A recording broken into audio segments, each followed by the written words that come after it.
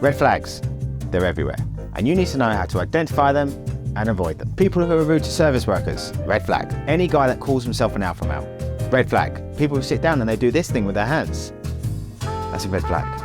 You're not a Jedi. Your new girlfriend calls her dad and you daddy, red flag. Is it hot? So we have to carry this same energy of identifying red flags into what we wear.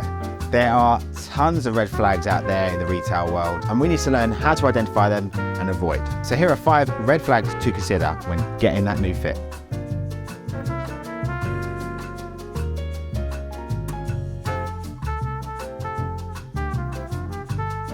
So red flag number 1 is anything that labels itself as skinny. Yes, we were all there in the early 2000s. The Strokes were big.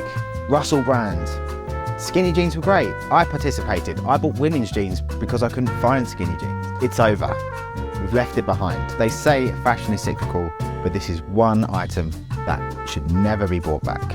And if it is brought back one day, it'll be for teenagers. If your age doesn't end in teen, stay away from anything to do with skinny. It could be a suit, it could be jeans, anything that labels it, big red flag, move on. So red flag number 2 is epaulets. You know those things on the shoulder that sort of like bow over, they button up sometimes. Military guys wear them, they're a military thing. They're just for like decoration and showing off like stripes, and if you're a general or an admiral, or if you maybe, I think I've seen some people put a beret in. Do you wear a beret? No, you've got no need to wear epaulets. Are you in the military? Probably not. It's stolen valor if you've got epaulets on. So if you see an item with epaulets, no matter how much you like it, there's a big red flag there. It's time to reconsider. The only caveat I would put to this is if it's a vintage item, if you're buying vintage military pieces, sometimes it could be cool, but still, I'm a little bit dubious. That's your call. Zara were absolute monsters in the epaulet game. They put an epaulet on everything. For me, it was the beginning of their downfall. Pre having tiger print on everything or studs on your shoulders, the epaulet was the thing that destroyed their credibility for me. That and all the fast fashion. Bad clothes. So the next red flag we have are tanned smart shoes. And this doesn't mean light brown. This is that horrible, baby sick, chicken korma, nasty tan. Kind of what you see on a gaggle of estate agents when they're having their fried nut beers, navy suit, backpack on, nasty tan shoes. Don't be like them. Listen to the red flag, steer clear of the tan shoes.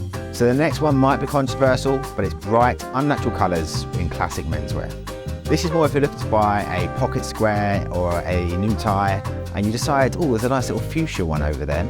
Or it's like a nice shirt and it's a bright orange.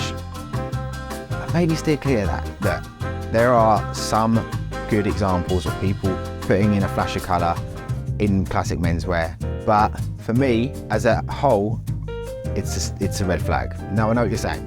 You just want to add a little pop of colour, make it interesting. So the thing is, for me, dressing is about balance and cohesion.